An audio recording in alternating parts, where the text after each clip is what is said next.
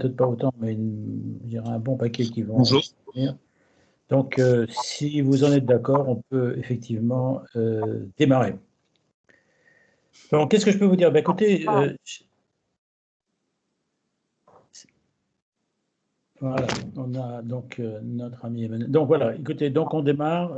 Bon, chers amis de l'Europe, d'abord, premièrement, on est heureux de vous avoir autour de nous dans le cadre de cette 11e webconférence. On a démarré un peu contraint et forcé à cause de quelque chose qui s'appelle le virus, la Covid-19. Et puis finalement, ce n'est pas une mauvaise chose pour nous, ça nous permet de progresser. Je ne veux pas dire que le virus soit une bonne chose, ce n'est pas mon sujet. Donc cette webconférence, elle est organisée donc par la Maison de l'Europe de Rennes et de Haute-Bretagne, avec l'appui du World Trade Center. Je remercie notre ami Nicolas Beatty de l'appui qu'il nous donne, je dirais, très très régulièrement. Merci à lui. Elle se fait aujourd'hui de manière un petit peu différente ou complémentaire de ce qu'il y avait auparavant, puisque là, vous allez avoir accès à quatre intervenants qui vont, je dirais, traiter du sujet. Le sujet, je rappelle, c'est donc l'Union européenne face à la Chine, intérêts commerciaux et défis industriels. Et dans ce cadre-là, ont bien voulu répondre, je dirais, à notre sollicitation. Eh bien, de Bruxelles, où il travaille à la Commission depuis 20 ans, Guillaume Durand, donc, qui est coordinateur de la politique commerciale de l'Union européenne avec la Chine dans le cadre de la direction, la DG Commerce. Il a commencé à travailler avec M. Lamy, donc c'est déjà une vieille histoire, mais il est donc la personne adéquate pour que l'on puisse éventuellement l'interroger, lui poser des questions et auxquelles il donnera très certainement des réponses tout à fait pertinentes. De Rennes, bien évidemment, notre ami Emmanuel Taunier, président de la Chambre de commerce et d'industrie d'Ille-et-Vilaine. Emmanuel, bien, on comptera sur toi pour nous dire un peu comment est-ce que les entreprises dont tu as, je ne vais pas dire la responsabilité, avec lesquelles tu travailles en relation étroite tous les jours, eh bien, comment est-ce qu'elles voient cette problématique Chine-Union européenne.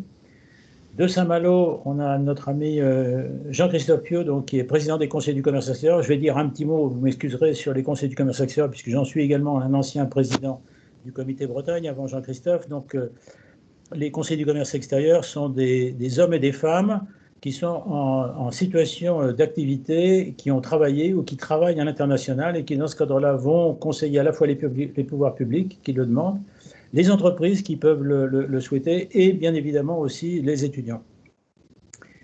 Voilà. Et puis, aux manettes, puisque là, je vais lui laisser les manettes, c'est notre ami Fabien Cazenave, donc, qui est spécialiste de l'Europe à Ouest-France, qu'on lit toujours avec un grand intérêt.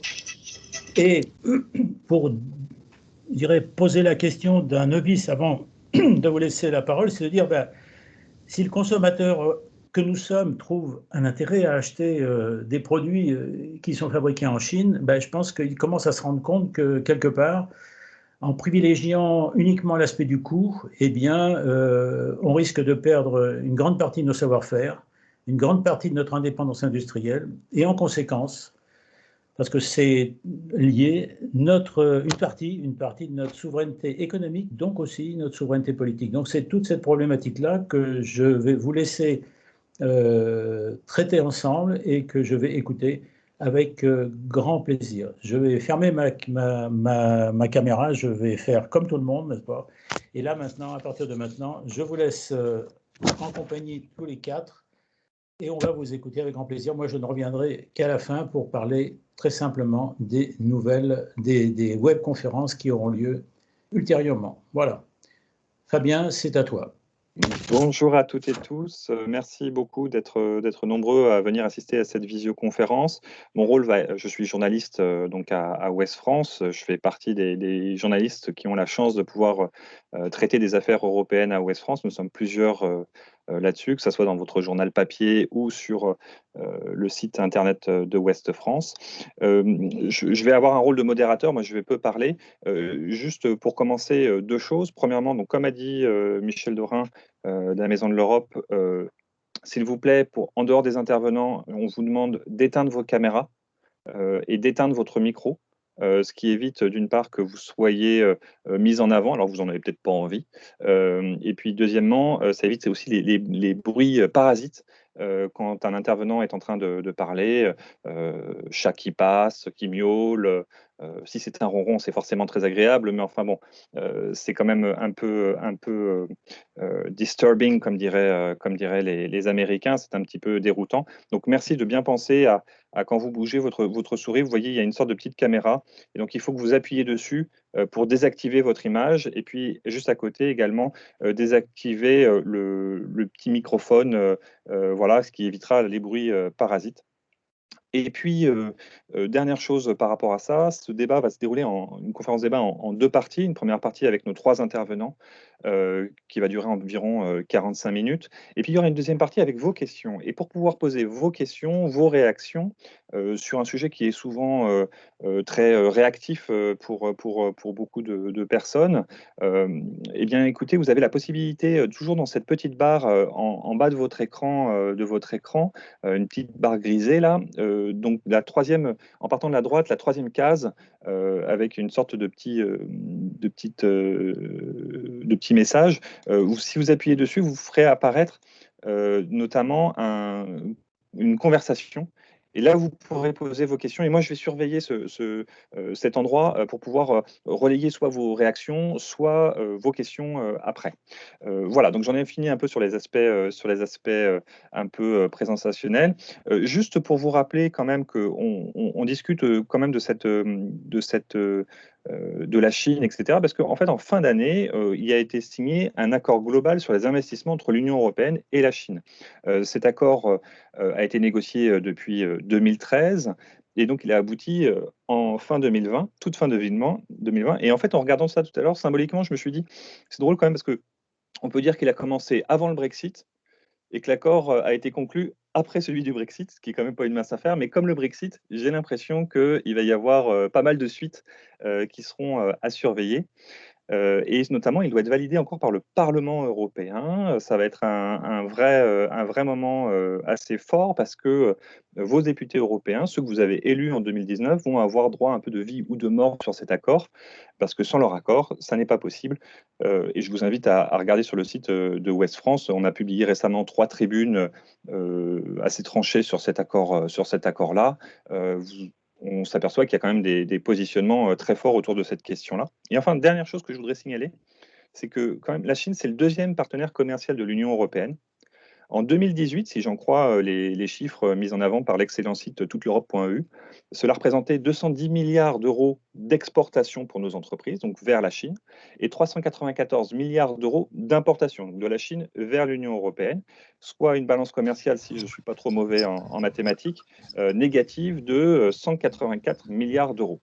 Alors, si j'ai bien compris, cet accord a pour objectif pour nous d'ouvrir davantage le marché chinois aux investissements des entreprises de l'Union européenne. Monsieur Guillaume Durand, je me tourne vers vous pour vous inviter à nous expliquer justement en quoi ça consiste cet accord justement sur les investissements. Ce n'est pas vraiment un accord commercial. Voilà. Est-ce que vous pouvez nous expliquer de quoi il s'agit, et nous vous remercions beaucoup de prendre du temps pour nous. Bonsoir à tous et merci infiniment pour votre invitation. Je suis très heureux d'être parmi vous, même virtuellement, mais on commence à s'y habituer en ce moment. Donc, effectivement, le point de départ à la fois de mon introduction et de notre débat, c'est l'accord qui a été conclu politiquement fin décembre entre la Chine et l'Union européenne. C'est un accord d'investissement. Et je le replacerai, je vais rapidement vous décrire ce qu'il est, je vais aussi décrire ce qu'il n'est pas. Et enfin, je tâcherai de le placer dans un contexte plus large.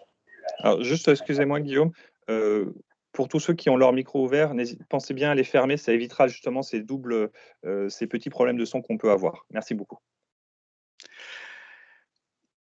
Voilà, donc L'accord global sur les investissements, je ne sais pas si l'acronyme AGI, AGI est déjà passé en français, j'en suis pas sûr, donc je vais éviter de l'utiliser.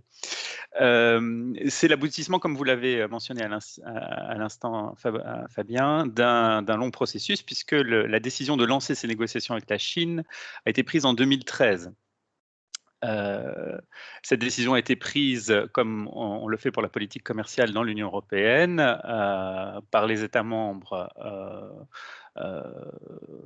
conjointement, qui ont donné à la Commission un mandat de négociation. Donc, ce mandat de négociation, c'est notre feuille de route pour la négociation. Ça a été notre feuille de route pour la négociation. Une négociation qui a été relativement lente au début, mais qui s'est progressivement accélérée, qui s'est accélérée en particulier à partir d'avril 2019, où au sommet entre l'Union européenne et la Chine, on a décidé de conclure d'ici à la fin 2020.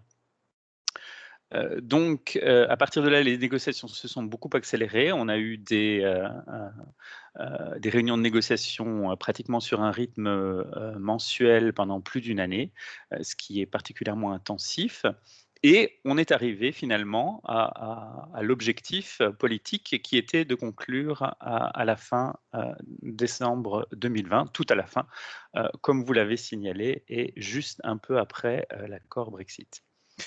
Alors, comme le résultat d'une négociation, on n'atteint jamais 100% de ses objectifs, mais du point de vue de la Commission, donc de nous qui sommes négociateurs, le résultat est très satisfaisant.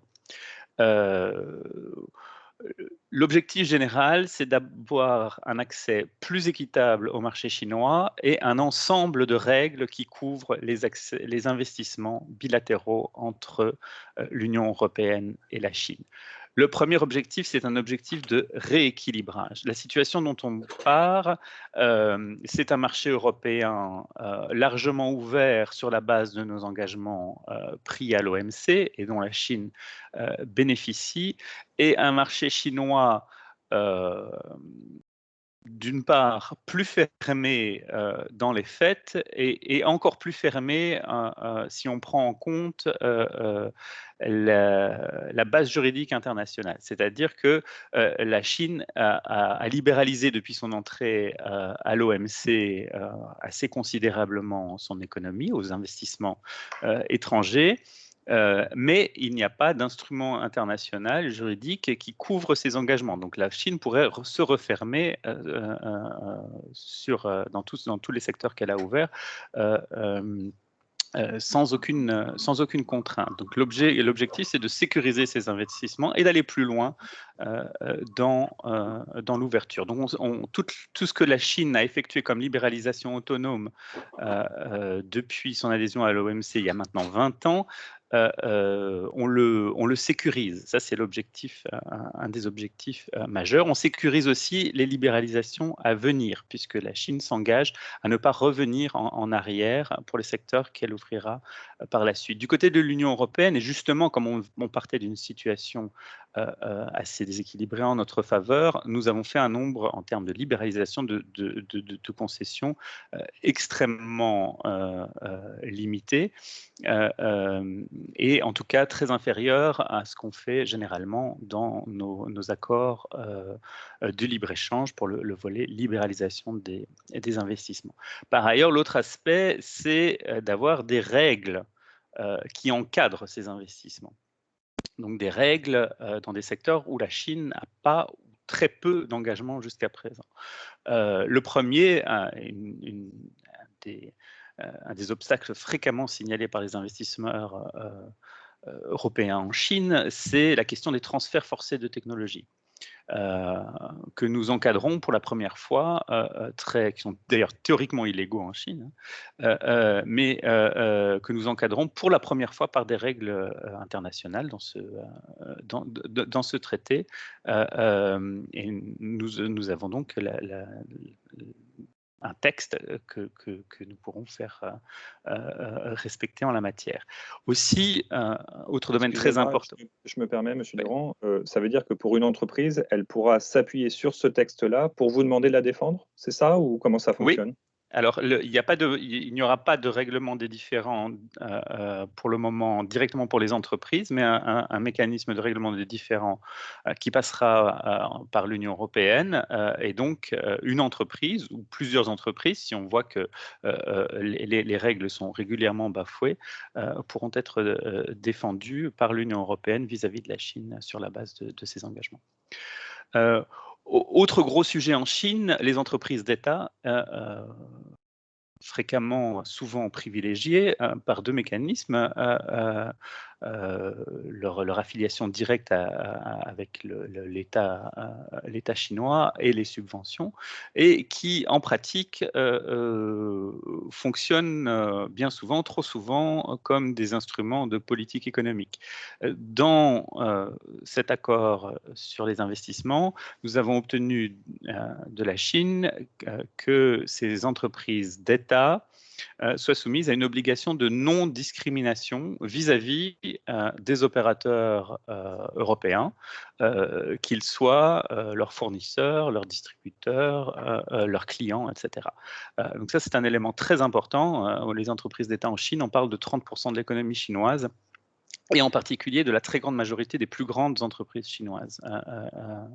À peu près les 3/4 des 100 plus grandes entreprises chinoises sont des entreprises d'État, et elles ont un rôle très important dans des secteurs comme la fourniture d'énergie, les transports, etc. Donc elles sont fréquemment en contact, elles sont constamment en contact avec des investisseurs étrangers. Il est très important qu'elles traitent les investisseurs étrangers de façon équitable.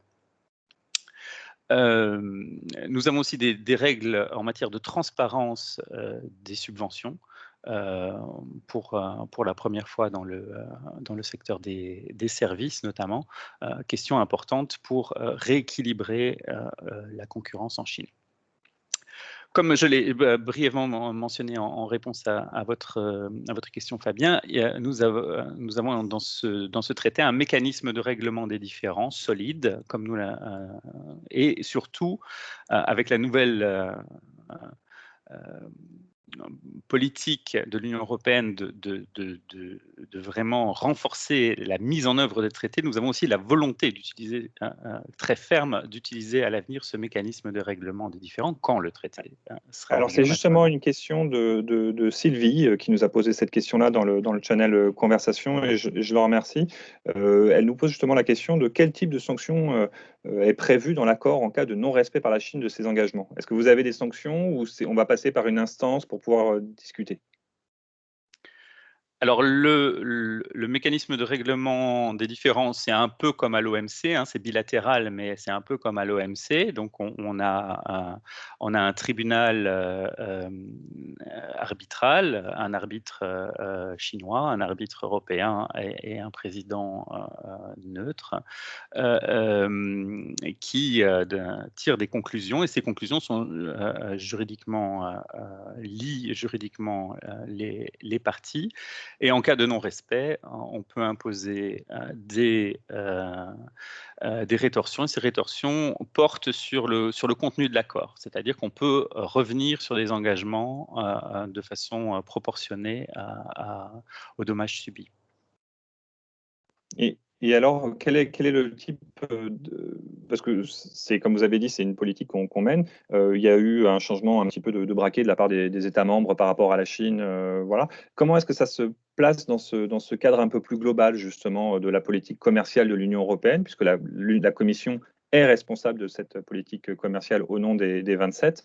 Est-ce que vous pourriez nous dire en quoi est-ce que ça s'insère dans une politique plus globale vis-à-vis de la Chine, qui est à la fois un partenaire et un concurrent? Oui.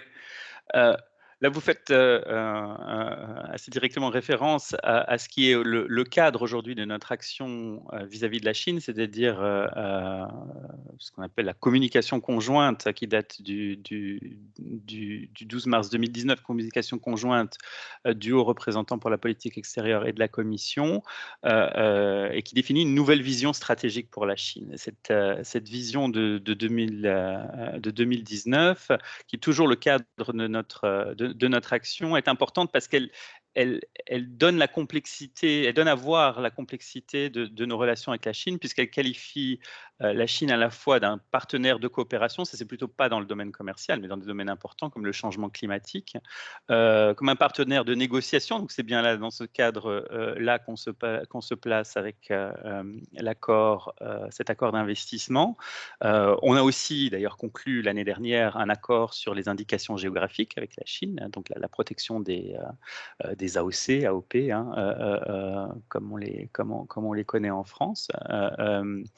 Et donc, mais aussi, cette stratégie, elle reconnaît que la Chine est un concurrent économique et même un rival systémique, puisqu'elle promeut aujourd'hui, c'est très clair, elle ne converge plus vers notre modèle économique, le modèle économique disons, des pays de l'OCDE, mais elle promeut un autre système économique et politique d'ailleurs. Et donc, c'est la complexité de cette relation qu'on veut gérer. Et donc, il y a un aspect qui est celui de la négociation bilatérale, mais il y a aussi la mise en place du côté de l'Union européenne d'un certain nombre de mesures autonomes.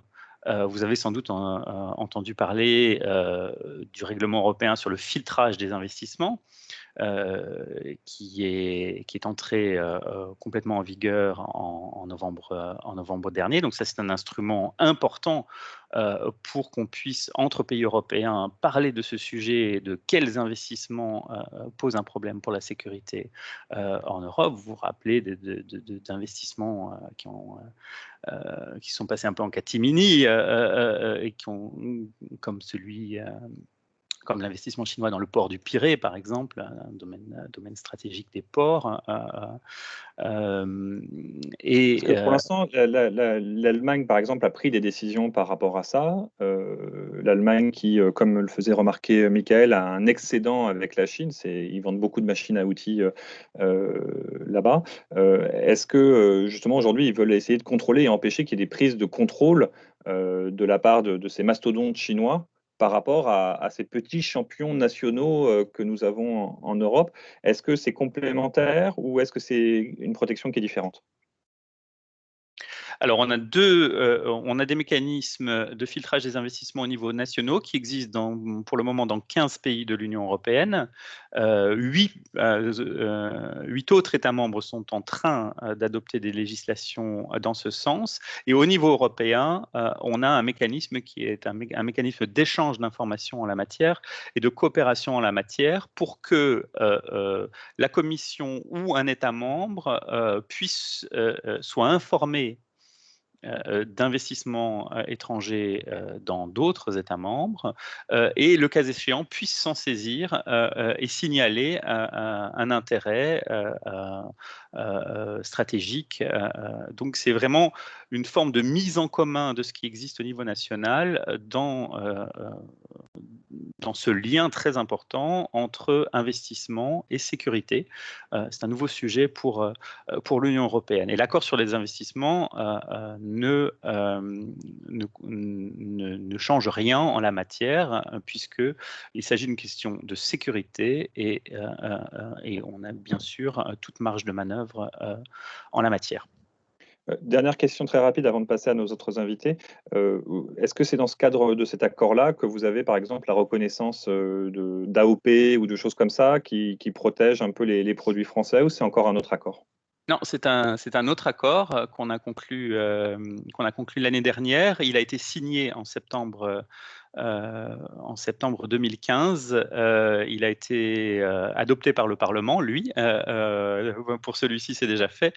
Mais il n'est pas encore entré définitivement en vigueur. Ça devrait arriver relativement prochainement. Alors, je réactive mon micro. Donc, je réinvite toutes les personnes qui ont envie de poser des questions. Comme vous avez vu, j'essaye de prendre vos questions dans l'endroit lié aux conversations de la réunion pour pouvoir justement les insérer dans notre discussion. Je me retourne vers tenez, Emmanuel Tonnier, par exemple, vous qui êtes président de la Chambre du commerce et de l'industrie d'Ille-et-Vilaine. Est-ce que vous pourriez nous dire justement un petit peu, c'est quoi un peu le poids des investissements chinois ou inversement nos investissements bretons en Chine?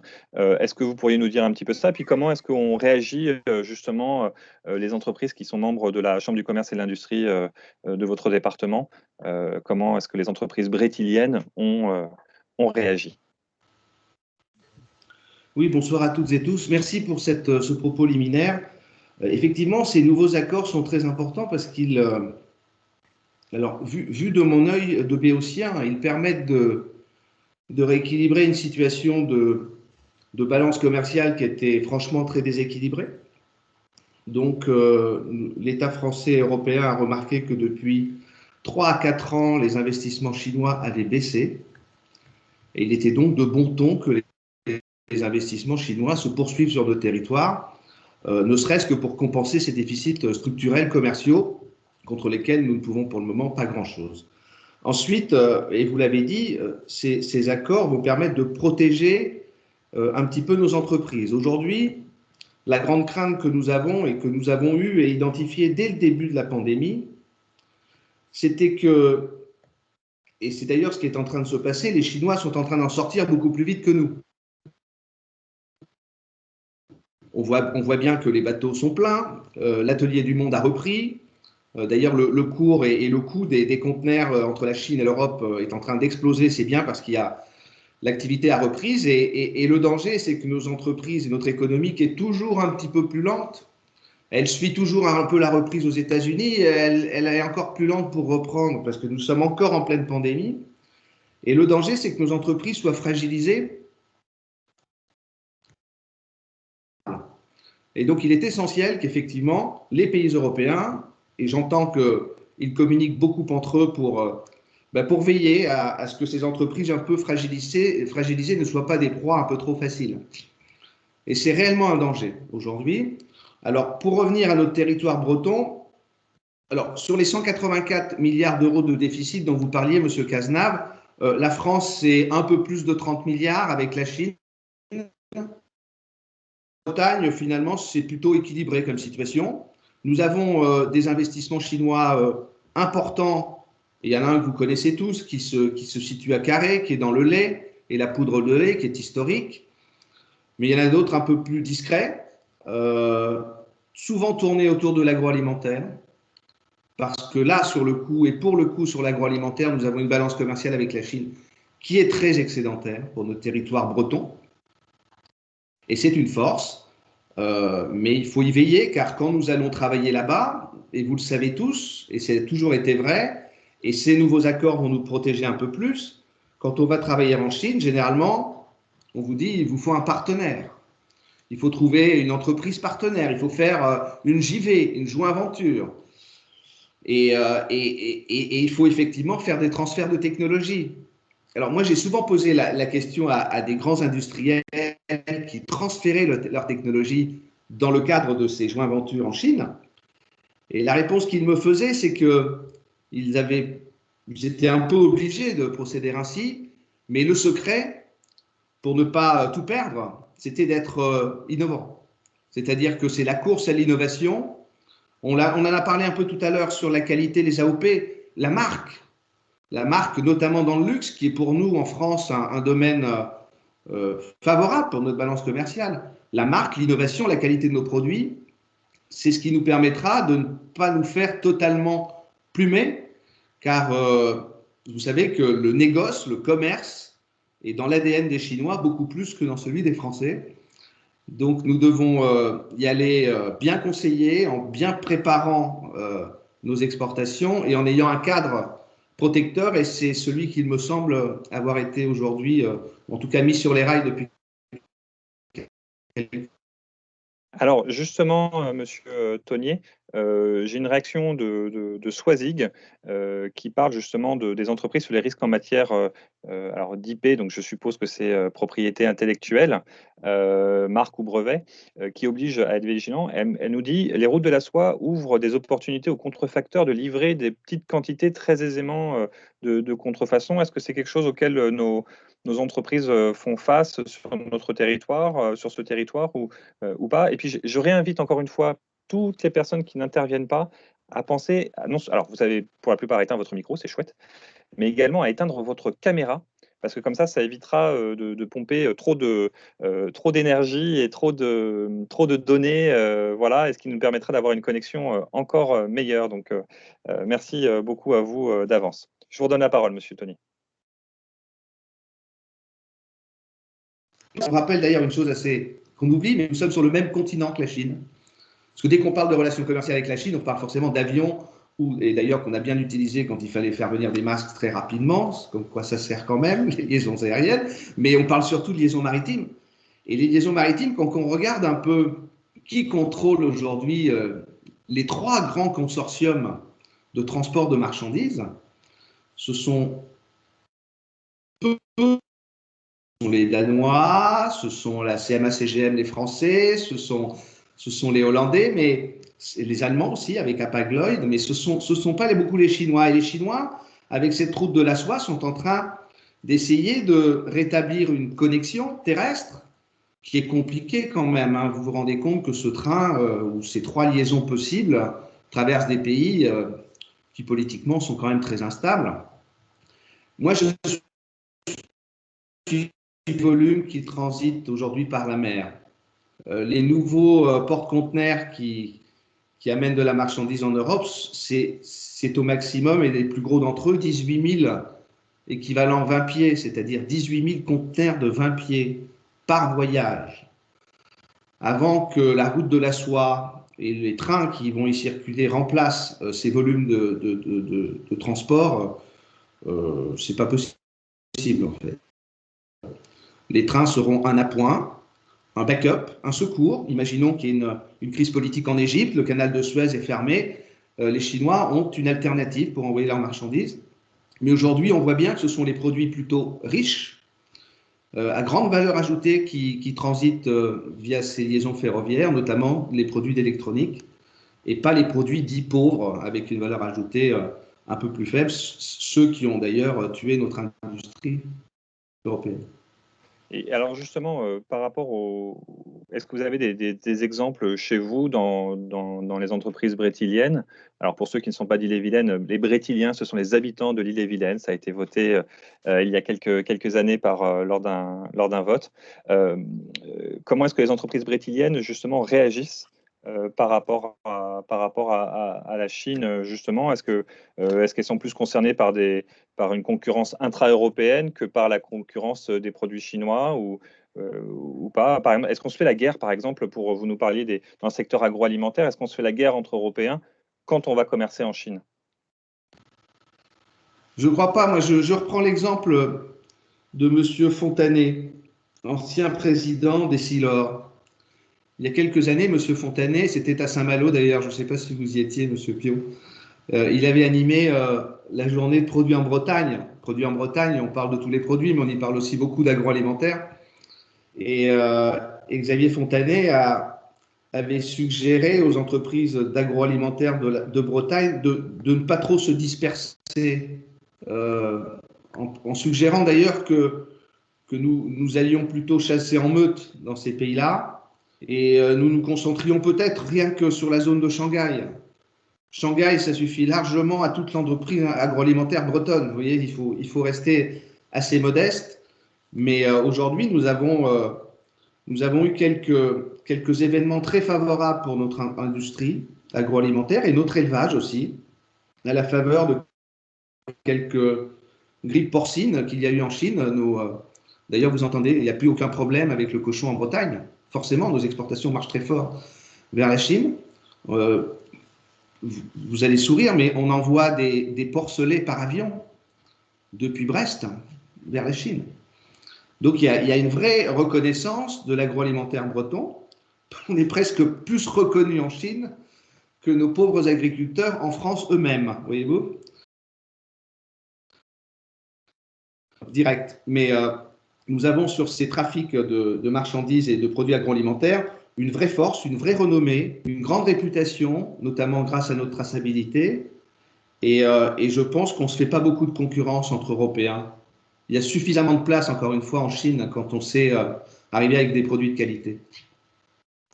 Alors c'est vrai que vous avez raison de rappeler que la Chine est un continent, est un pays continent immense qui dépasse largement le nombre en termes de villes, par exemple, de plus d'un million d'habitants. Je crois qu'il y en a des centaines, alors qu'en France, par exemple, on en a 2 ou 3. Enfin voilà, ça permet aussi de se rappeler cette échelle-là. Je vous remercie de ce rappel. Je me tourne vers vous, Monsieur Piot. Donc, vous êtes directeur du financement de la recherche du Centre mondial de l'innovation chez Rouvier à Saint-Malo. Mais vous intervenez aujourd'hui en tant que président des comités Bretagne de conseillers du commerce extérieur en France. Alors, je vous laisse dire en 1 minute très rapidement de quoi il s'agit pour ceux qui ne connaîtraient pas encore. Et puis également, j'aimerais que vous nous disiez qu'est-ce que les conseillers de cette Ligue bretonne pensent-ils, qu'est-ce qu'ils pensent de cette relation entre l'Union européenne et la Chine? Ils sont inquiets, contents? Voilà, je vous laisse nous dire. Bonsoir, bonsoir à toutes et à tous. Merci de me donner la parole. Bon, il y a eu déjà énormément de choses de dites. Sur Michel, que je remercie de m'avoir invité, Michel Dorin a déjà dit 2 mots des conseillers du commerce extérieur, mais je peux compléter. Donc, les conseillers du commerce extérieur de la France, ce sont des chefs d'entreprise ou des cadres dirigeants comme moi de grands groupes qui sont tournés vers l'international et qui, en général, pour les cadres, ont eu des expériences en expatriation, et pour les chefs d'entreprise qui, de façon assez fréquente, exportent sur grand export ou export en Union européenne ou dans des pays plus proches.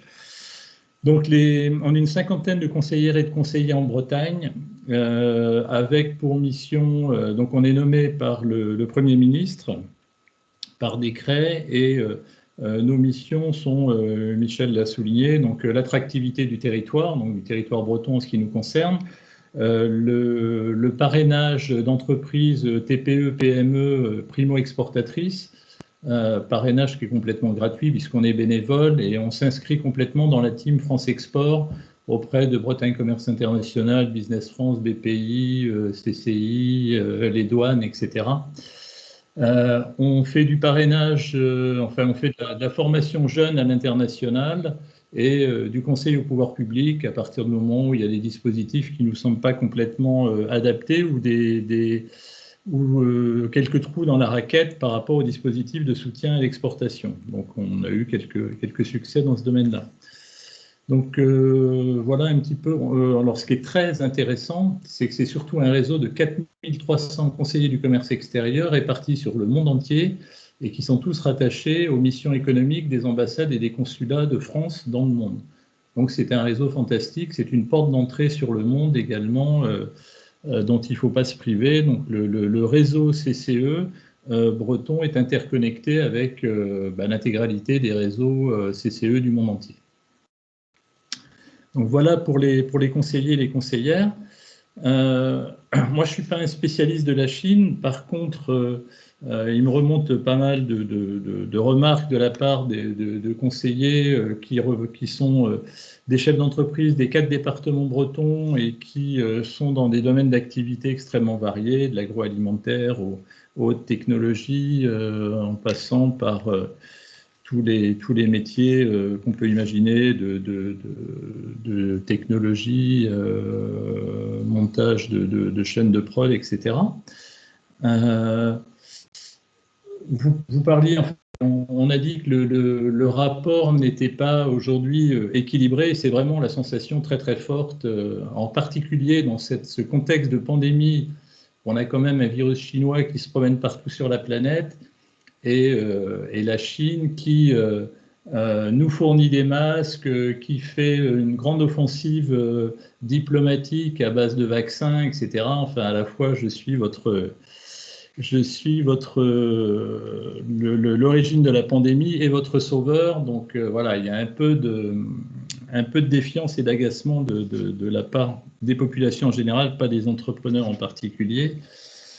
Et sur le plan de l'entreprise, on a parlé tout à l'heure de propriété intellectuelle. Enfin, on sait quand même que à partir du moment où on veut travailler avec la Chine, on a des rapports totalement déséquilibrés. C'est extrêmement compliqué. Évidemment, il faut être préparé, comme dans tout projet d'exportation, que ce soit au Liechtenstein ou en Grande-Bretagne maintenant, qui n'est plus en Union européenne. Il faut être préparé, il faut connaître son marché, il faut avoir ses cibles, mais on a quand même une complexité beaucoup plus forte en Chine parce que c'est très compliqué, les relations commerciales sont extrêmement brutales. On a parlé tout à l'heure et Guillaume Durand l'a souligné, du passage obligé par les entreprises d'État. On sait que les entreprises chinoises entre elles ne sont pas très amicales. Bon, on sait que par rapport à des entreprises occidentales, ou toute entreprise qui n'est pas chinoise, il y a un nationalisme très fort. On a des entrepreneurs qui sont d'une dureté incroyable. On a un mal de chien à protéger sa propriété intellectuelle. Moi, j'ai quelques cas de conseillers en Bretagne qui se sont fait pomper, alors là sur des visites en France, des dossiers d'homologation et d'exportation de produits avec des homologations FDA vers les États-Unis, que les Chinois sont venus pomper, et depuis les Chinois exportent aux États-Unis des produits concurrents. J'ai eu un exemple à un moment, alors qui n'était pas breton celui-là, mais j'avais dîné avec Claude Satinet, qui à l'époque était patron de Citroën et qui avait installé des usines de BX, je crois, en Chine, et qui nous avait expliqué qu'il savait pertinemment qu'il y avait des sister ships de cette usine qui étaient montées un peu partout sur le territoire chinois. Évidemment, ces usines-là ne fabriquaient la même voiture, mais qui ne s'appelait pas Citroën. Et il disait, mais on ne peut rien faire. Tant qu'on gagne suffisamment d'argent pour que ça garde un intérêt, ben on le fait. Mais on sait qu'en termes de propriété, en termes de protection de la propriété intellectuelle, c'est super compliqué. Alors justement, oui. Monsieur Piot, on a pas mal d'échanges sur le channel Conversation là, sur la question justement du point de vue de la lutte contre le plagiat. Il y a des réactions pour se demander si on peut justement empêcher un peu le plagiat. Est-ce que, alors ce sera M. Durand qui répondra tout à l'heure sur est-ce que cet accord contient des choses pour protéger nos entreprises de ce point de vue-là.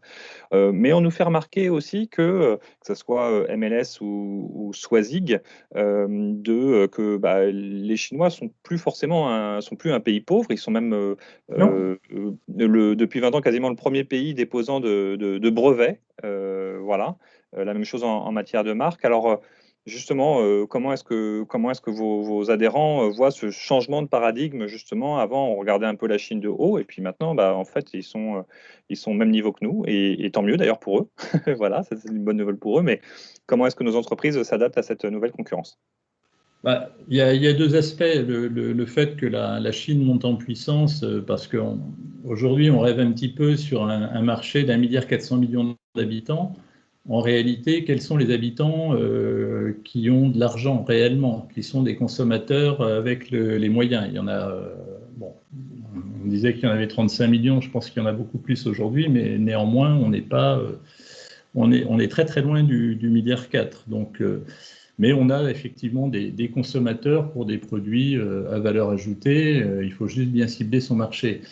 Sur la propriété intellectuelle, sur la montée en puissance technologique de la Chine, c'est plutôt de l'inquiétude parce qu'on se retrouve avec des compétiteurs qui étaient plutôt dans des industries basiques et qui maintenant ont su copier ont su copier les Boeing, ont su copier nos ordinateurs, ont su copier Airbus, et sont capables aujourd'hui de fabriquer des fusées et ont une technologie qui est très avancée. Donc d'un côté, c'est très intéressant d'avoir des partenaires qui montent en gamme quelque part, mais d'un autre côté, ce sont des concurrents redoutables, d'autant que ce ne sont pas des concurrents toujours très, très bienveillants. Et donc on espère que cet accord cadre d'investissement aussi va rééquilibrer les forces sans trop rêver malgré tout. Bon, c'est un signe d'ouverture et c'est intéressant. C'est intéressant aussi que la Chine considère l'Union européenne et pas seulement les États membres de l'Union.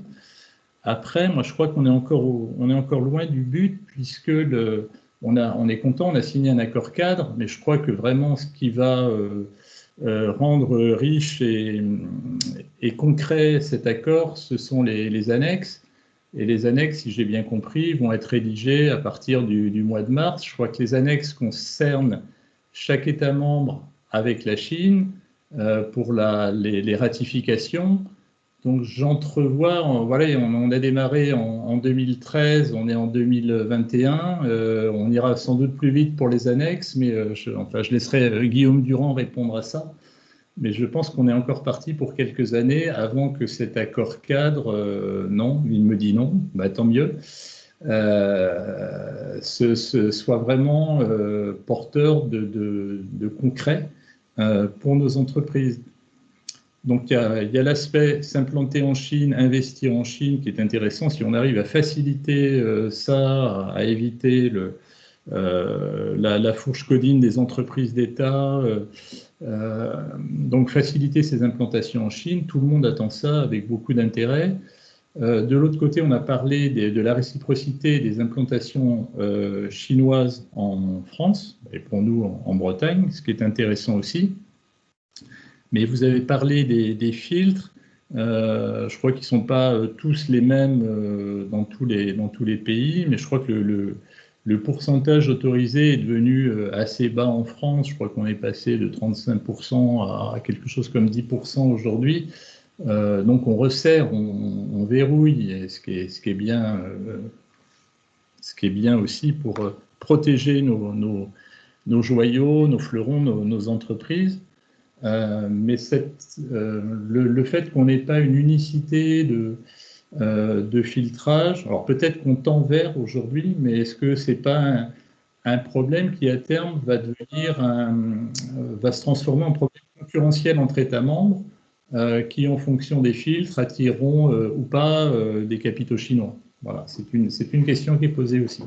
Voilà, vous avez tout à fait raison, Monsieur Piot, de signaler que tous les États n'ont pas la même démarche vis-à-vis de la Chine. On pense à l'Italie, par exemple, qui est très ouverte à l'investissement chinois. Pourtant, ils ont un tissu industriel qui pourrait être mis en danger, mais on sait qu'en Grèce, il y a eu un pied dans la porte qui a été mise notamment au Pirée, mais par exemple, M. Orban en Hongrie est très ouvert non seulement aux vaccins chinois, mais également aux investissements chinois qui permettent de desserrer les taux vis-à-vis de la Commission européenne qui n'est pas en odeur de sainteté à Budapest en ce moment. Je me retourne. Alors, on va faire un petit rapide tour de réaction. J'ai noté déjà des réactions et des questions que je poserai dans la deuxième partie qu'on va bientôt entamer. Donc, j'invite toute la centaine de personnes qui est présente à continuer à poser des questions. Je vais essayer de les transmettre après. Monsieur Durand, vous avez vu, sur le terrain, il y a une demande de rééquilibrage. Vous pensez que cet accord fait partie de la petite pierre qui va permettre de construire un mur pour nos entreprises sur lesquelles elles vont pouvoir s'appuyer pour pouvoir mieux commercer avec la Chine? Et non, je n'ai pas fait du tout de rapport entre un mur et la Chine du tout. Je n'ai pas fait exprès. Je suis désolé. Alors, à vous, Monsieur Guillon. Donc, c'est à nous maintenant de bâtir la muraille de Chine. Je le voyais comme une muraille positive. Hein, je ne sais pas où on va la placer. Non. cette demande de rééquilibrage, on l'a bien entendu à Bruxelles depuis longtemps. Elle est collective et c'est une demande partagée par tous les États membres. Alors bien sûr, on va toujours trouver beaucoup de nuances, mais le mandat qui nous a été donné en 2013 pour négocier cet accord, il nous a été donné par tous les États membres et quand il s'agit de le conclure à la fin de l'année dernière, on s'est retourné vers les États membres et on a trouvé un consensus de tous les États membres pour le conclure. Par ailleurs, et juste pour rassurer Monsieur Piot, les annexes ne sont pas encore publiées, mais elles sont déjà négociées. C'est-à-dire qu'on est en cours d'ajustement technique, mais il n'y a plus de négociations avec la Chine en cours sur ce sujet. Elles seront publiées, je pense, d'ici 2 à 3 semaines. Il s'agit vraiment de vérification d'annexes techniques très compliquées pour qu'on publie des textes en bonne et due forme. Après, jusqu'à ce qu'il entre en vigueur, ça mettra encore un petit temps, puisqu'on compte à partir de maintenant peut-être 1 an jusqu'à son adoption par le Parlement européen, obligatoire, et par les États membres au Conseil des ministres. J'ai une question justement sur est-ce que vous êtes confiant sur l'adoption au Parlement européen? Moi, je vous avoue que du côté français, les 10 eurodéputés ne sont pas du tout confiants. On a même eu Stéphane Séjourné, donc proche de Emmanuel Macron, qui a dit que pour l'instant, le groupe de La République En Marche allait voter contre. Donc voilà, on sait qu'il y a une vraie levée de bouclier au niveau du Parlement européen là-dessus. Comment est-ce que vous voyez les choses par rapport à cette ratification? Vous pensez que c'est beaucoup de bruit en attendant de réellement être sérieux et de voter? Ou vous pensez qu'il va falloir expliquer et faire preuve de pédagogie? Il y a beaucoup de bruit, mais c'est pas beaucoup de bruit pour rien. Maintenant, pour moi, ce qui est très clair, c'est qu'il va falloir continuer à expliquer ce qui est dans l'accord. En quoi il est bénéfique pour l'Union européenne. À partir du moment où l'ensemble de nos États membres ont conclu fin décembre qu'il était bénéfique pour l'Union européenne, je pense qu'on devrait arriver à en convaincre une majorité importante, on l'espère, au Parlement européen. Mais on est bien conscient à la Commission que la réception de cet accord n'a pas été extrêmement positive. Notre avis, c'est que c'est le contexte, plus que le texte, qui a joué beaucoup dans cette réception négative. Le contexte, d'ailleurs, qu'a mentionné M. Piot, de la pandémie, de relations déséquilibrées avec la Chine en général, mais aussi d'une évolution interne de la Chine, alors plus sur le volet politique sans doute, avec la reprise en main à Hong Kong, avec des questions majeures de droits de l'homme dans certaines régions chinoises. La question des Ouïghours a pris une grande visibilité en France, notamment pour des raisons tout à fait évidentes. C'est une question de première ampleur. On ne peut pas ne pas traiter cette question. Maintenant, est-ce que c'était notre objectif en lançant une négociation sur l'investissement et strictement sur l'investissement? Parce que c'est vrai qu'il y a plein de sujets qu'on ne touche pas, on ne dit pas le contraire. De résoudre la question des droits de l'homme en Chine? Non. Est-ce qu'on peut y apporter une petite contribution? Oui, on le pense, et on a des instruments utiles dans cet accord d'investissement pour aller dans cette direction. De la même manière, on traite la question des transferts forcés de technologie, on traite la question des joint ventures, qui sont dans beaucoup de cas qui ne seront plus obligatoires, et la Chine s'y engage dans un accord international. Donc il y a une vraie libéralisation bénéfique pour les entreprises, mais il y a aussi énormément d'aspects qu'on doit traiter par des instruments internes, par des instruments domestiques. La mise en œuvre du contrôle des investissements de manière effectivement plus uniforme et en utilisant au maximum le règlement sur le contrôle, le filtrage des investissements, le règlement européen qui est entré en vigueur en novembre dernier, mais aussi beaucoup d'événements, beaucoup d'autres éléments. On parle de la défense commerciale en général, l'anti-dumping, ça continue d'être un instrument dans notre attirail, et la Chine reste de loin le plus grand client. Hein, deux tiers des mesures anti-dumping sont contre des entreprises chinoises. Ça prouve qu'il y a réellement un problème de concurrence. Inégale. Donc, effectivement, l'accord sur les investissements, c'est une contribution sur le secteur des investissements, mais bien sûr dans le domaine commercial, dans le domaine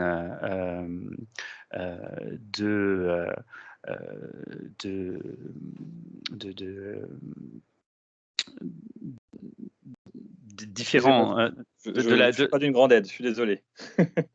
Non, dans toutes les mesures de politique chinoise, politique économique chinoise, qui posent un problème systémique, et pas seulement pour l'Union européenne, on a encore beaucoup à faire. On a un instrument en cours d'élaboration contre les subventions étrangères. Alors, ce n'est pas un instrument anti-chinois. Il y a d'autres pays qui sont problématiques de ce point de vue, mais c'est un sujet qu'on a identifié, sur lequel on est en train de travailler à l'intérieur de la Commission avec les États membres. Il y a eu une consultation publique sur le sujet. Voilà, effectivement, pour rejoindre votre métaphore, on n'est pas en train de construire une muraille, mais on est en train de construire une ligne de défense contre des pratiques discriminatoires, inégales, anticoncurrentielles. Je vous remercie. Monsieur Tonnier, est-ce que vous rejoignez ce qu'a dit Monsieur Piot par rapport à ses conseillers? C'est quelque chose que vous ressentez aussi chez vous par rapport au besoin de rééquilibrage du rapport Chine-européen? Oui, mais je l'ai dit dans le propos introductif, on a un déséquilibre commercial qui est structurel quasiment. Il faut bien compenser au moins au niveau des investissements. Je pense que c'est l'objectif qui est visé.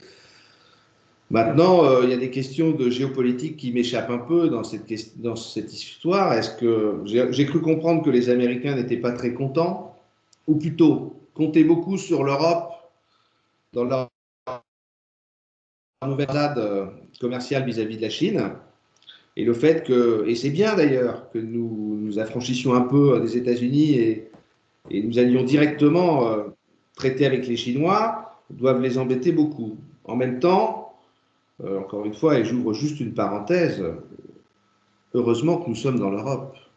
Non, mais ça paraît évident de le dire, mais vous vous rendez compte le poids que pourrait avoir un pays comme la France, celle que nous avons connue il y a celle-ci, avec un pays de cette taille-là, on pèse rien. On pèse rien. Donc même s'il peut y avoir quelques dissensions entre nous, même si on n'est pas toujours d'accord sur les taux de douane, sur les quotas des uns et des autres, enfin, on parle plus ou moins d'une voie commune. En tout cas, l'idéal est là. Maintenant, je pense qu'il y a aussi une manœuvre, peut-être tactique, pour mieux revenir avec les Américains. Je ne sais pas. Là, c'est M. Durand qui sait plus que nous. Ce sera une question qu'on lui posera en seconde partie, puisque nous avons des questions là-dessus. Vous, Monsieur Piot, par rapport à ce manque de réciprocité, je crois que, sans dévoiler de secret, votre entreprise Rouvier avait essayé de s'investir en Chine, et que finalement vous aviez un peu rétro-pédalé là-dessus. Pourquoi? Parce que c'était trop compliqué, et si on a le droit de le dire, bien sûr. Hein. Ah, par contre, il me faudra votre micro. Excusez-moi. Oui, ça c'est un cas particulier. On n'a pas complètement rétropédalé parce qu'on est encore présent en Chine, mais on a, on a abattu de la toile. On est moins présent en Chine. Après, c'est un marché compliqué, et par rapport à nos modèles agronomiques, enfin nos modèles économico-commerciaux et agronomiques, c'est un pays qui n'est pas complètement en phase avec ce qu'on sait faire, c'est-à-dire vendre des produits à haute valeur ajoutée chez les agriculteurs via la coopération, via la distribution agricole, dans la mesure où c'est très atomisé, leurs exploitations sont très morcelées, et où nous, on a en Europe des grandes coopératives et des grands distributeurs, ils ont plutôt ce qu'on pourrait appeler des épiceries ou des échoppes. Et sur le plan logistique, sur le plan commercial, c'est pas simple par rapport à nos modèles qui fonctionnent dans le monde entier très bien par ailleurs. Et puis, bon, c'est un pays particulier sur tout ce qui est affaires réglementaires, sur tout ce qui est et affaires réglementaires qui ne sont pas complètement stabilisées. C'est-à-dire que quand on commence à rentrer en relation avec un pays comme ça et à performer sur certains produits, les règlements peuvent changer ou les droits s'alourdir. Enfin, voilà, c'est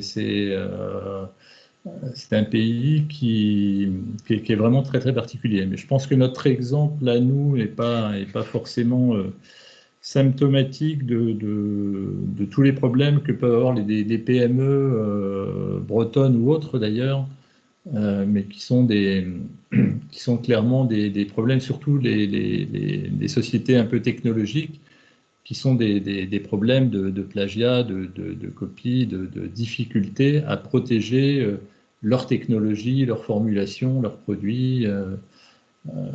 Et il est clair que pour percer là-bas, on n'a pas, justement, compte tenu de leur évolution technologique qui est très forte et qui est surtout exponentielle, il faut vraiment être dans la super qualité.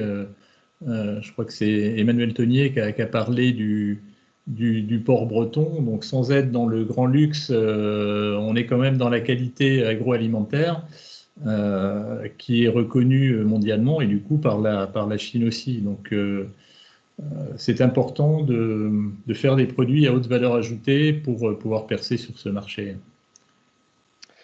Merci beaucoup. Nous passons dans la seconde partie, pardon, puisqu'il n'y aura pas de troisième, donc c'est forcément une seconde et non pas une deuxième. Une seconde partie où nous avons déjà récolté quelques questions. N'hésitez pas à continuer à poser vos questions et je veux bien que l'invité qui a pris le contrôle, voilà, ça y est, Nicolas a pu remettre l'écran comme on le souhaitait. Monsieur Durand, j'ai quelques questions qui sont déjà venues, qui vous concernent directement. Alors je veux bien que, sans rentrer trop dans les détails, que vous essayiez d'y répondre relativement rapidement. Ce serait notamment une question de Fares sur pourriez-vous nous éclairer sur les accords convenus dans le domaine du droit du travail, discutés, il me semble, lors des négociations. Quelles sont concrètement les exigences posées par l'UE, demande Fares. Ça rejoint notamment, au-delà même de la question des Ouïghours, mais c'est même en général, il y a un droit social qui n'est pas du tout le même, c'est un euphémisme, du côté de la Chine. Est-ce que vous pourriez nous dire comment est-ce que c'est inclus dans dans vos négociations? Est-ce que ça fait partie de cet accord? Et deuxième question sur l'accord directement, l'accord prévoit-il des arrangements en matière de réseau ferroviaire, demande Gildas, et il cite notamment RTET et la route de la soie. Donc, la question du domaine du droit du travail et la question en matière de réseau ferroviaire. Monsieur Durand. D'accord, merci pour ces questions. Sur la deuxième question, la réponse est non, dans la mesure où l'accord est un accord qui cadre les investissements, qui donne le cadre juridique des investissements dans un sens comme dans l'autre. Donc, il n'y a pas de mesure sectorielle. On dit juste quelles sont les conditions dans lesquelles les investisseurs chinois peuvent investir en Europe et quelles sont les conditions dans lesquelles les investisseurs européens peuvent investir en Chine. Et on a une série de règles que j'ai mentionnées qui contraignent les entreprises d'État, par exemple, et aussi des règles d'équité en général vis-à-vis des investisseurs, les États européens. Les États membres se sont mis d'accord sur la notion de faire une taxe aux frontières, notamment. Est-ce que ce genre de mesure protectionniste pourrait être positive dans le sens où elle pourrait obliger nos partenaires à élever leur niveau social. Par exemple, si on faisait ça sur un certain nombre de respects, par exemple pour le travail des enfants ou des choses comme ça. Est-ce que c'est quelque chose qui est envisagé par la Commission ou pas du tout aujourd'hui? Ce sur quoi on s'est mis d'accord, c'est une taxe aux frontières, mais qui a un objectif environnemental. Voilà, sur le carbone. Donc sur le carbone, donc là on est l'objectif, c'est vraiment la lutte contre le changement climatique. Et autant il s'agit effectivement d'une taxe aux frontières qui a aussi pour objectif de rééquilibrer les échanges et le contexte général des échanges, donc en l'occurrence de prévenir le dumping environnemental, le dumping nuisible au climat. Autant ce n'est pas une taxe protectionniste, ce n'est absolument pas son objectif, et d'ailleurs, ça n'est pas la DG Commerce qui en est en charge. Et je ne pourrais pas vous en dire grand-chose parce que c'est la direction générale du climat qui est en charge et la direction générale de l'union douanière, donc qui effectue le contrôle aux frontières qui sont pour ceux qui ne sont pas en charge. Pour ceux qui ne sont pas familiers de la Commission, c'est un petit peu comme si on parlait de ministère. Voilà, il y a le ministère entre guillemets du commerce, le ministère. Voilà, ce sont des grandes administrations qui produisent ensuite des législations, etc. Et donc voilà, vous parliez de cette taxe carbone n'est pas gérée par vous, mais vous discutez forcément entre vous. Absolument. Comment ça, hein. Voilà, donc ce que je veux dire, c'est le sens de votre question est très juste, c'est qu'il y a des éléments qui ne relèvent pas directement de la politique commerciale, mais qui contribuent au rééquilibrage des échanges. Et ce projet-là de taxe carbone, on attend la proposition de la Commission dans l'année, est évidemment un élément très important. En tous les cas, sachez qu'au Parlement européen, les eurodéputés votent régulièrement des résolutions, donc pas des textes contraignants, appelant à une législation qui irait pour protéger le travail des enfants, enfin taxer les produits, les empêcher, etc. Sachez que vous seriez très bien vu au Parlement européen. Alors sur la question des droits sociaux, on a, bien que ce ne soit pas un accord de libre-échange classique, qu'on se concentre sur la question des investissements. Excusez-moi, j'ai un retour. Oui, pensez à bien fermer vos micros. Voilà. Allez-y, M. Durand. On a inclus dans cet accord des éléments sur le développement durable, donc en l'occurrence le respect de l'accord de Paris et le respect des conventions fondamentales de l'Organisation internationale du travail, comme on le fait traditionnellement dans nos accords commerciaux. Alors, est-ce que c'est ça qui va du jour au lendemain changer les conditions de travail en Chine? Probablement pas. Ceci dit, c'est la première fois que la Chine s'engage à travailler à la ratification des conventions qu'elle n'a pas encore ratifiées, et en particulier les deux qui concernent les deux conventions fondamentales de l'OIT qui concernent le travail forcé. Donc elle s'engage dans cette direction et donc elle devra rendre des comptes à ce sujet-là. Pour autant, ce n'est pas nécessairement par cet accord qu'on va régler la question notamment des importations éventuellement issues du travail forcé. Et la Commission s'est tout récemment déclarée prête à travailler dans cette direction-là. La demande, comme vous l'avez signalé, est très forte au Parlement européen. Elle est très forte aussi dans beaucoup d'opinions publiques nationales. Donc c'est probablement sous une forme, je ne peux pas encore vous dire sous quelle forme, mais je crois que ça fait partie aussi des instruments qu'on va mettre en place dans les prochains temps pour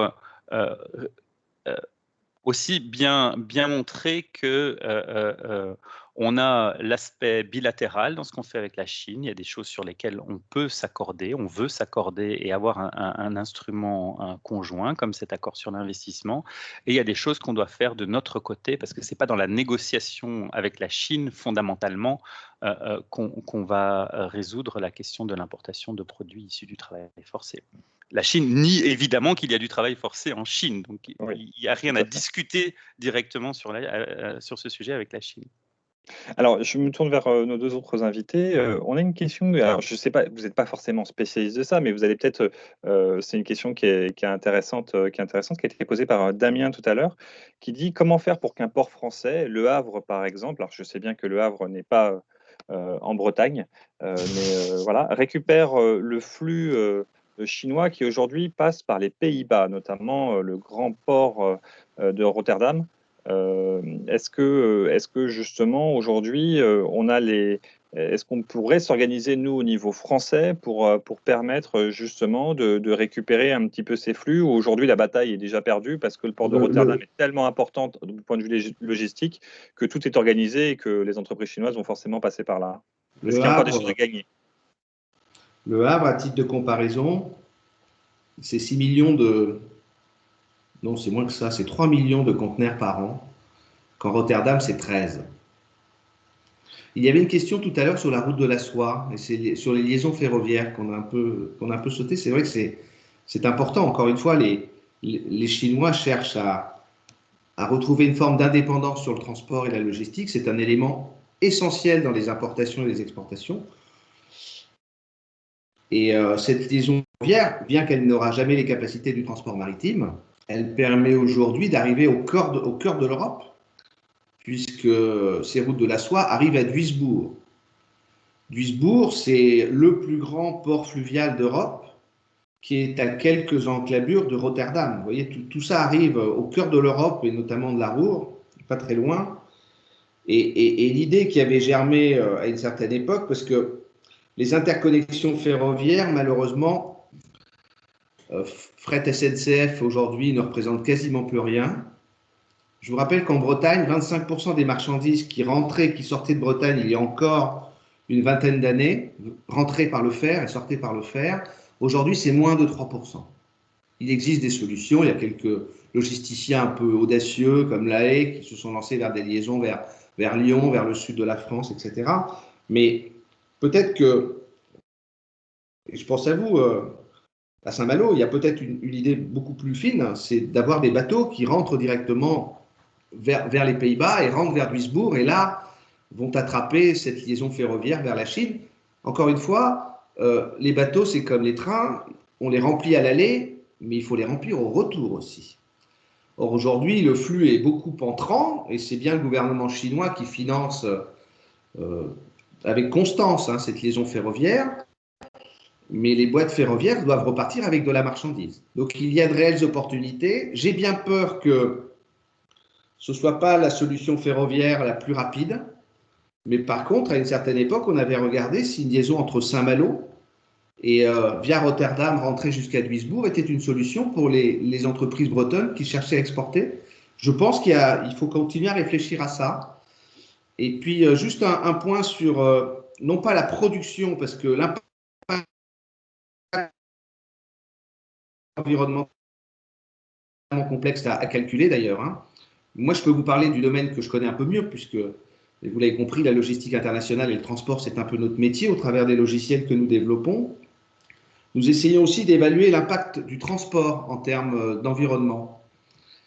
Et je peux vous dire qu'un conteneur qui quitte la Chine et qui vient en Europe avec un bateau sur un porte-conteneur qui transporte 18 000 boîtes, en termes d'impact environnemental du transport, pollue beaucoup moins qu'un camion qui vient d'Allemagne. Donc ça replace un petit peu, vous voyez, ça redimensionne un peu la carte, et notamment l'impact CO2 du transport n'est pas forcément en notre faveur, voyez-vous. D'accord.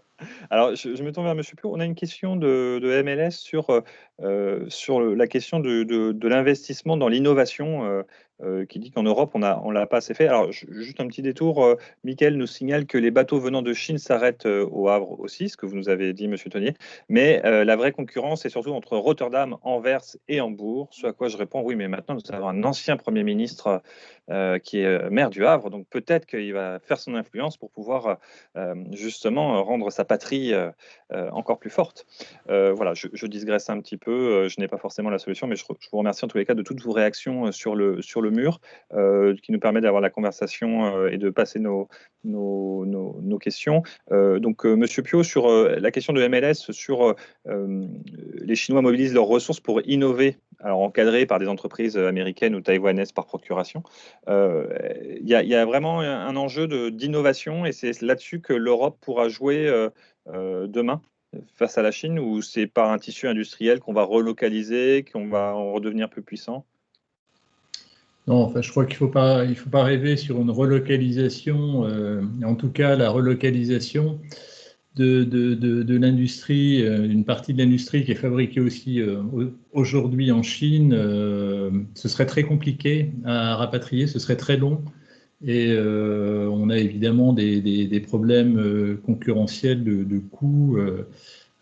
Par contre, sur favoriser la technologie, être en avance d'un coup sur la technique, on dit que maintenant les Chinois produisent des avions, des fusées, etc., des satellites. Il faut qu'on conserve une avance technologique, pour moi, clairement, en termes concurrentiels. La Chine, c'est un rapport de force, on le dit depuis le début de cette conférence.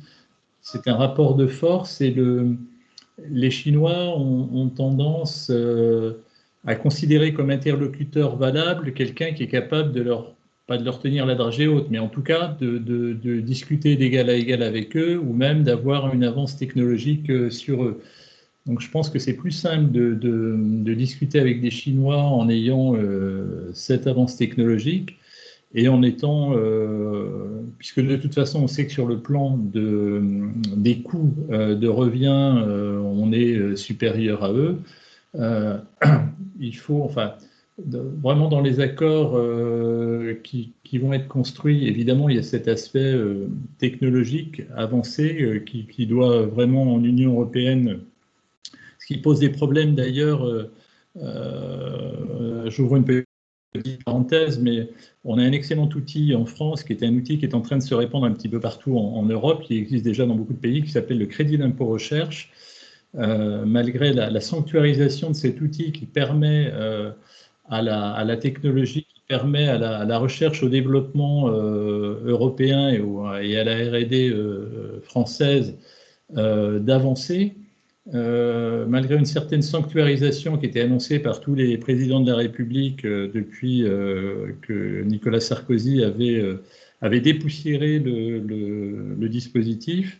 On n'arrête pas de le raboter, on le sanctuarise, mais il est raboté en permanence. Il y aura encore un très gros coup de rabot en 2022, pardon, avec l'arrêt du doublement du crédit d'impôt recherche sur les partenariats avec des laboratoires publics, entre privés et publics. Et c'est vraiment dommageable, puisque la recherche européenne coûte très cher et c'est un instrument de rééquilibrage des coûts. Voilà, c'était juste une parenthèse et un petit coup de gueule, là, en tant que patron du financement de l'innovation. Mais oui, clairement, il faut qu'on garde une avance technologique. Il faut aussi que dans les accords, on ait cet aspect environnemental. On n'arrête pas de parler de la COP21, d'environnement, on parle de bilan carbone des produits. Effectivement, il faut qu'on intègre ces aspects-là dans l'équilibrage des relations avec des pays comme la Chine, puisque on le sait, si les sols chinois sont très acides, on sait pourquoi. C'est pas seulement la surfertilisation, c'est aussi la pollution qui vient abîmer leur sol et pas que, abîmer leur santé aussi. Mais en tout cas, le coût de cette de ce respect de l'environnement rééquilibrerait les coûts de revient entre nos deux pays. Et en tout cas, nous qui essayons, alors je sais qu'on n'est pas complètement blanc-bleu par rapport à nos engagements sur la COP21, mais en tout cas, on est vertueux, on essaye de l'être de plus en plus. Mais tout ça, c'est un coût pour nos entreprises. Et ce coût-là, aujourd'hui, crée un déséquilibre par rapport à d'autres pays qui sont moins vertueux, comme notamment la Chine, mais pas que. Quand on se promène dans la zone industrielle de Philadelphie, on se rend compte aussi que bon, les normes environnementales ne sont pas les mêmes partout. Je vous remercie. Alors, je vais lire quelques réactions qui n'amènent pas forcément de questions de réponses, mais que je trouve intéressant de la part des gens qui assistent à cet événement. Michael, par exemple, nous rappelle que l'Union européenne pèse 6% de la population mondiale. Or, 15 pays d'Asie et du Pacifique ont signé le 15 novembre 2020 un important accord commercial promu par la Chine. Et ce partenariat régional économique global devient l'accord commercial le plus important du monde en termes de produit intérieur brut et concerne plus de 2 milliards d'habitants et 30% du PIB mondial. Donc c'est vrai qu'effectivement, on a un peu tendance à voir les pays, notre continent européen, avec un pays à chaque fois. Mais en fait, c'est vrai que il est tout à fait vrai que les pays asiatiques essayent de s'arranger, même si on n'est pas tout à fait sûr du résultat de cet accord-là, tellement il est favorable à la Chine. Isabelle nous dit la Chine est le principal producteur de semi-conducteurs au niveau mondial. La demande croissante de ces dernières semaines a amené les tensions à l'import, notamment sur la France et pour certaines entreprises bretonnes majeures.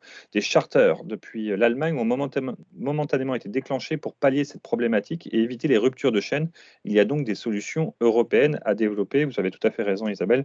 On l'a vu également sur un sujet qui est beaucoup plus mineur en apparence, qui sont les masques, et où on a eu énormément de mal à s'organiser. Et avant que la commission revienne siffler la fin de la partie, on avait tendance un peu à shipper les masques entre nous, en plus, plutôt que de s'organiser ensemble. Et enfin, je voudrais citer Damien qui dit l'Asie, en citant la Corée, le Japon, Taïwan, l'Inde et la Chine, bien sûr, a investi depuis 25 ans sur la tech, donc les nouvelles technologies. Pas sûr que l'on puisse revenir d'égal à égal. On a senti qu'il y avait beaucoup de réactions sur des gens qui ont assisté à cette conférence, et vous êtes encore plus de 75 à être là pour la fin de cette conférence, qu'on va essayer de terminer à l'heure, sur notamment une sorte de méfiance. On sent bien qu'il y a une méfiance vis-à-vis des entreprises chinoises, dans ce que vous décriviez bien comme un rapport de force qui n'était pas égal, ou en tous les cas qu'il y avait une sorte de volonté pas de prédation, mais en tous les cas de s'accaparer quelque chose pour pouvoir s'élever de leur côté, de ne plus être simplement l'usine du monde. J'ai une question de FX sur la réciprocité s'organise-t-elle de façon ferme? Est-ce vraiment le cas? Donc, vous voyez, il y a un doute, Monsieur Durand, sur voilà, vous avez signé un accord, mais bon, c'est pas forcément, ça va pas forcément être facile de le faire respecter. Comment est-ce qu'on va montrer nos muscles européens? Est-ce que notre marché intérieur, qui est énorme, qui est très riche, peut suffire à faire plier la Chine,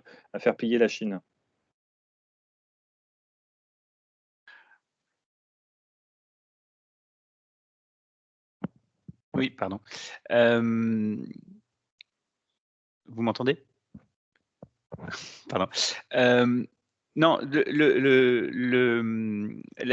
la question du rapport de force. Bon, d'abord, ça a été dit, mais je crois qu'on vis-à-vis de la Chine, et encore une fois, même si quand on regarde entre nous quels sont nos débats à l'intérieur de l'Union européenne, on a tendance à se concentrer sur les différences, mais vis-à-vis de la Chine, on a aujourd'hui tous les États membres qui se tournent vers le niveau européen et qui se rendent bien compte que c'est à travers l'Union européenne qu'on peut peser vis-à-vis de la Chine. Ça n'empêche pas évidemment les États membres d'avoir des relations bilatérales, de continuer leurs activités, y compris dans le domaine de la promotion du commerce et de l'investissement pour laquelle ils sont compétents. C'est pas du ressort de l'Union européenne, mais si on veut peser, et je crois justement, ça a été dit, je crois que c'est M. Pio qui l'a soulevé, le fait même que la Chine souhaite s'engager avec l'Union européenne sur le terrain des investissements, c'est extrêmement significatif. La Chine, elle négocie, elle a négocié.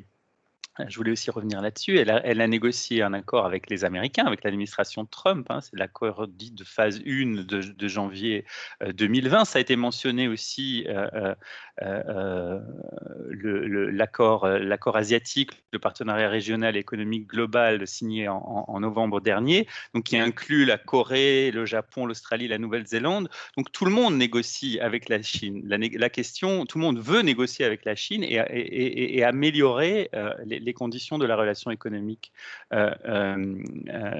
bilatérale. Et pour ça, il faut qu'on utilise toute une panoplie d'instruments. Et donc cet accord d'investissement, c'est un instrument important dans cette panoplie, mais il a un champ et des objectifs limités. Nous estimons que par rapport au mandat qui nous a été donné, c'est un bon accord qui mérite d'être engrangé et qu'ensuite on s'efforcera, bien entendu, de faire appliquer, parce que les enjeux sont importants. Évidemment, quand on a, si on a des concessions chinoises dans le domaine des transferts, pour l'interdiction des transferts forcés de technologie, on a bien l'intention de les faire respecter. C'est à ce moment-là que la valeur de l'accord sera prouvée. Et il est très significatif qu'avec nous, avec l'Union européenne, la Chine a pris des engagements qu'elle n'a jamais pris avec aucun autre acteur. La Chine a accepté de faire ça. Elle a pensé que c'était son intérêt bien compris, mais ça montre aussi que nous négocions. Nous avons pour cet accord négocié en position de force en réalité. Ça, je pense que c'est important de le souligner. Alors, je vous remercie. On va arriver à la fin de cet échange. Je remercie vraiment toutes les personnes qui ont réagi dans l'espace de conversation. J'essaie de relayer au mieux vos questions. J'en prends une dernière. Allez, Isabelle, qui dit « Ce sont aussi nos choix individuels de consommation actuels et futurs qui pourront avoir du poids au niveau écologique. On ne peut plus privilégier que l'aspect coût. Je suppose qu'elle pensait qu'il fallait privilégier aussi d'autres aspects, se renseigner, être des consommes acteurs, sûrement, comme on disait il y a quelques années. Et elle nous invite à lire un livre, Le Big Bang des nouvelles routes de la soie, de Pierre Don et Henri Tsiang, aux éditions L'Harmattan. Je vais regarder ça. Je vais me rajouter un livre dans ma pile à lire qui est déjà plus grande que moi, mais c'est pas grave, tant pis. Je vais le faire quand même. C'est un sujet qui est important. En tous les cas, nous l'avons vu. En une minute, est-ce que vous pourriez tous nous dire un petit mot de conclusion en une minute? Comme ça, après, je passe la parole à Michel Dorin de la Maison de l'Europe de Rennes et de Haute-Bretagne. Par exemple, Monsieur Pio, qu'est-ce que vous voudriez dire aux personnes qui nous ont écoutés, qui sont encore plus de 70 à être là ce soir? Les remercier tout d'abord.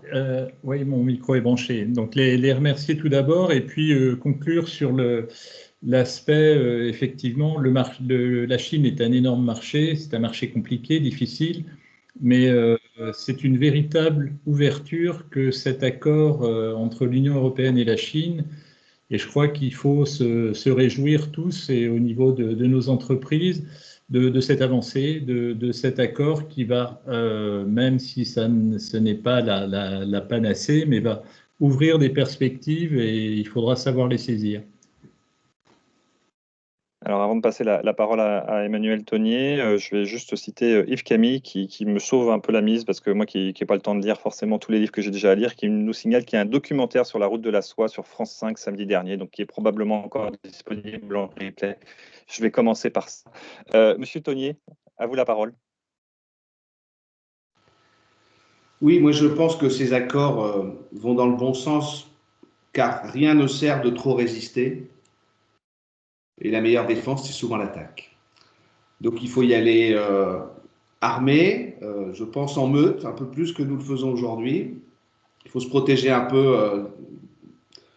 On est vraiment dans une bataille avec des gens qui culturellement, on a parlé de copie tout à l'heure, mais enfin, l'habitant de Chine est instruit à la copie dès son plus jeune âge, lorsqu'il apprend à écrire, ne serait-ce que ça. Pendant 6 ans à l'école, on copie. Et d'ailleurs, le summum pour un Chinois, c'est d'arriver à copier aussi bien et d'égaler le maître en copiant merveilleusement bien. Donc il ne faut pas avoir peur de ça. Ça a été dit tout à l'heure par Jean-Christophe. C'est l'innovation, c'est le bond technologique, c'est d'accepter de donner notre technologie de turbine parce qu'on sait déjà qu'il y en a une autre dans les cartons et qui va être encore plus puissante. Et c'est cette lutte-là qui nous permettra aujourd'hui de rester compétitifs sur, non pas le coût, nous n'y arriverons malheureusement jamais plus, à moins que la Chine adopte nos systèmes de solidarité, que sont ceux de la retraite, ceux de la sécurité sociale, ce qui risque de ne pas arriver.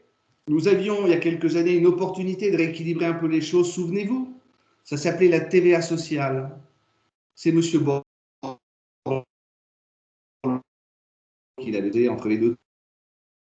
C'était une taxe en sortie de caisse de supermarché qui permettait à tout produit vendu en Europe et en France notamment de soutenir notre système de solidarité, de ne pas faire peser que sur les produits français, des salariés français, nos systèmes qui font vivre tous nos compatriotes. Donc aujourd'hui, c'est quelque chose qui n'a pas pu passer. Nous sommes dans un marché libre et ouvert. C'est quand même la meilleure solution pour ne plus avoir de guerre. Donc faisons des guerres commerciales, encadrons-les un petit peu avec des règles. Et nous réussirons, car nous sommes plus rapides que les Chinois. Alors, Mickaël nous signale que si on n'est pas copié, c'est qu'on n'est pas bon. Donc, finalement, être copié, ça prouve la vitalité de notre économie. Monsieur Durand, pour conclure le panel des invités. Je voulais vous remercier encore une fois de m'avoir invité, remercier les autres intervenants pour leur contribution et tous les auditeurs et ceux qui ont participé au chat. C'est toujours très, très instructif dans ces moments où on est particulièrement isolé, non seulement à Bruxelles, mais même dans sa maison, de s'ouvrir un petit peu et de prendre le pouls de mon pays d'origine, en l'occurrence, et de la région Bretagne en particulier. Et non, ce que je voulais dire en guise de conclusion, c'est que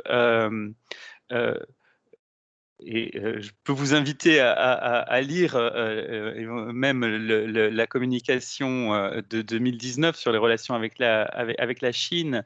C'est un document particulièrement lisible d'ailleurs, parce qu'il montre la complexité de la relation dans laquelle nous sommes. Et je crois que c'est la particularité aussi de l'Union européenne dans sa relation avec la Chine, c'est de ne pas vouloir faire du simplisme, c'est de reconnaître la complexité du marché chinois, autant que son importance pour les entreprises européennes à l'avenir, de nous protéger autant que nécessaire, de coopérer là où c'est dans notre intérêt, de trouver des accords comme cet accord d'investissement quand on le peut.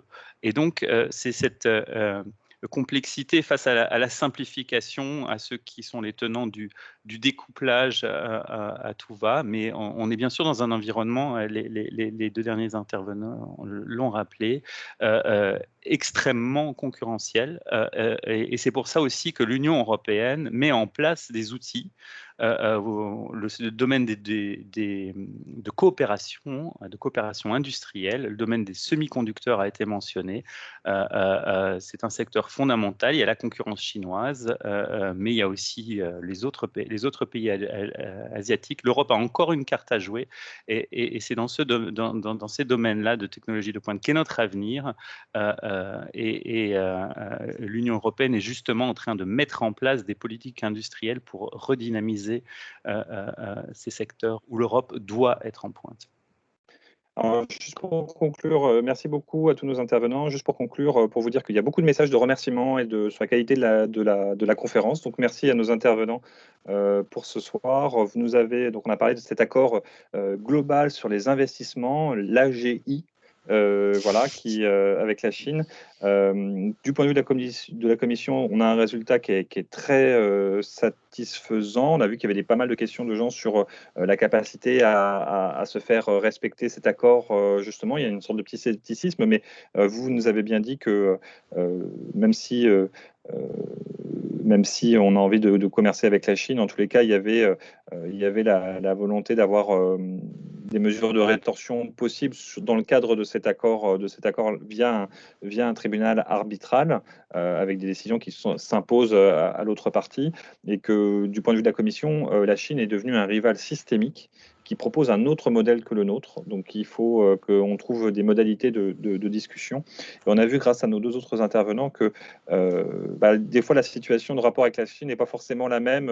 On a un équilibre en Bretagne sur les imports et les exports par rapport à la Chine, contrairement à la France dans sa globalité. Et que par exemple sur l'agroalimentaire, on est très excédentaire, on est très puissant chez nous. Mais il y a quand même un certain agacement chez certains entrepreneurs à voir la Chine notamment à jouer les sauveurs dans cette crise sanitaire qui est partie de chez elle, et qu'en tous les cas il y a une vraie attente de la part du niveau européen et des États membres de permettre une sorte de rééquilibrage des relations avec des entreprises qui sont parfois soutenues plus que fortement par l'État chinois, ce qui n'est pas notre cas en Europe. Il y a une vraie attente de la part des entrepreneurs là-dessus. Voilà, j'ai résumé cette conférence, Michel. Je vous laisse la parole, Monsieur le Président, voilà, pour annoncer ce qu'il va y avoir dans les prochaines semaines. Tout à fait. Écoutez, Fabien, qu'est-ce que je peux rajouter de plus à ce que vous avez dit? Vous avez fait une très bonne conclusion. Je pense que nos intervenants à côté de vous étaient, je dirais, à la hauteur, à la fois, je dirais, pour nous parler de choses que moi j'ai eu l'habitude dans ma profession auparavant de traiter régulièrement, ce qu'ils appellent la stratégie. Dans la stratégie, il y a à la fois, on parle toujours d'opportunités et de menaces. Je dirais le marché chinois, c'est à la fois une opportunité phénoménale, mais ce sont aussi des menaces dont il faut tenir compte. Ça, c'est le premier point. Le second point, c'est qu'il n'y a pas d'accord, et ça, je me retourne vers Guillaume Durand, il n'y a pas d'accord à long terme qui fonctionne s'il n'y a pas d'équilibre trouvé. Donc, quelque part, s'il y a un déséquilibre ou un déséquilibrage qu'on va trouver à terme, eh bien, quelque part, cet accord finira par disparaître. Mais dans l'immédiat, je suppose et j'espère que ça fonctionnera bien parce que l'Europe est un poids lourd. L'Europe est un poids lourd dans le monde entier. Aujourd'hui, si vous voulez, quels sont les grands acteurs? Les États-Unis, la Chine, l'Union européenne, ultérieurement, très certainement, l'Inde, et on verra après pour les autres. Donc ça, c'est le point important, opportunité, menace, équilibrage à terme. Et puis, bien évidemment, et vous l'avez dit, bien, le moyen d'y arriver, le moyen de réussir, pour nous Français, pour nous Bretons, eh bien, c'est de travailler la main dans la main, je dirais, avec l'Union européenne. L'Union européenne nous représente, l'Union européenne, c'est nous. Nous sommes l'Union européenne, et c'est à partir de là que l'on peut avoir, je dirais, une parole au niveau national. Donc, écoutez, ce que je trouve, vous savez que la Maison de l'Europe de Rennes et Haute-Bretagne, son leitmotiv, c'est l'Europe près de chez vous. Eh bien, l'Europe près de chez vous, on l'a eu ce soir, puisque d'un côté, on avait notre ami Guillaume Durand de Bruxelles, et puis on avait et puis vous, je dirais, les locaux de l'étape, hein, de Rennes, de Saint-Malo, et voir éventuellement avec des photos qui ne viennent pas de Bretagne, mais plutôt de Charente-Maritime, d'un coin que je connais également bien, mais disons globalement, on n'est pas complètement dépaysé. Donc, en tout état de cause, à vous tous, merci. C'était vraiment très agréable et très sympathique de votre part d'avoir répondu positivement à notre sollicitation. On ne vous sollicitera pas la prochaine fois, mais vous pourrez écouter les prochaines webconférences que nous mettons actuellement sur pied. Les thématiques seront les suivantes. En mars, on va parler de transition numérique, de protection des données, de cybersécurité. C'est quelque chose qui est important et qu'à nouveau, il faut que l'on traite. Quelque part, on sait aussi que, à mon avis, les Chinois sont aussi un peu, je dirais, en embuscade. Et il faut donc que nous fassions attention, je dirais, à nos propres entreprises, à ce que nous pouvons faire, nous.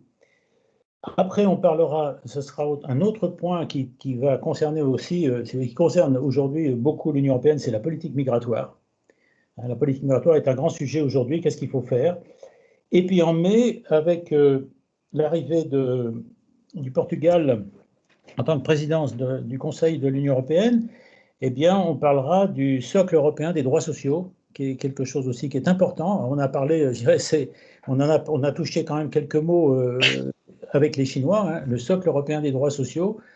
Il faut que déjà entre nous, on arrive à ne pas avoir trop de déséquilibrage, et puis si on peut après exporter un peu cette notion sociale vers des pays qui aujourd'hui ne l'appliquent pas trop fortement. Je ne vous parle pas de la suite, il y en aura d'autres, et puis très certainement le programme, on continuera, si vous voulez, à le faire évoluer en fonction des besoins ou des attentes et de ce que nos amis journalistes pourront écrire dans leurs journaux, voire à la télévision.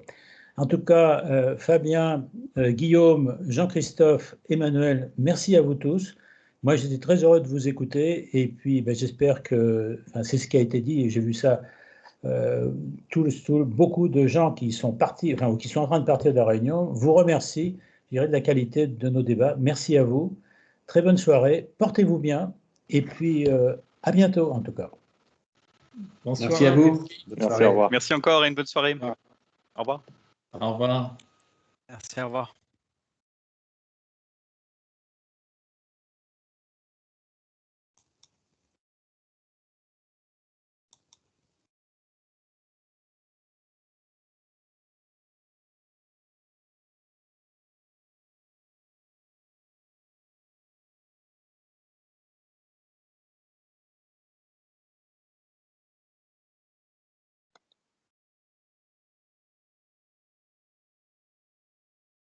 Bon, je vous laisse. Merci Nicolas pour l'aide technique.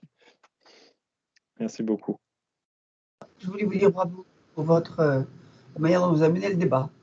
Merci beaucoup Madame Mutin, c'est toujours un honneur et un plaisir en tous les cas. Merci beaucoup. Je vous laisse, je vais donner à manger à ma fille. Voilà. Merci beaucoup. Au revoir. Au revoir.